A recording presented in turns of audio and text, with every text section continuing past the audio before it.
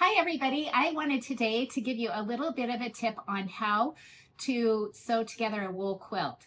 I am using a pattern designed by Suzanne at Dragonfly Studios. I wanted to show you how to make sure that your corners are all together. I think that's a challenge whether we're doing a cotton quilt or a wool quilt, but especially with a wool quilt because your wool stretches and you have to be careful when you sew it together or you're going to get a really lopsided quilt.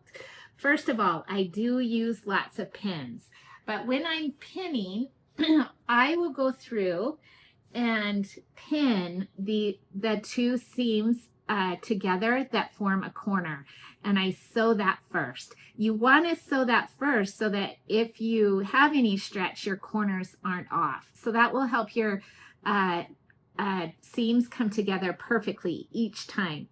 The other thing I do is I always start in the middle and come to the seam, middle and come to the seam.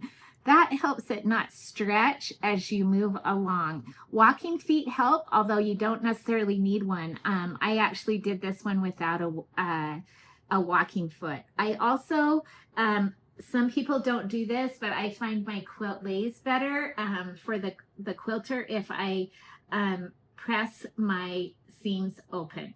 So there you go. Pin, pin, pin.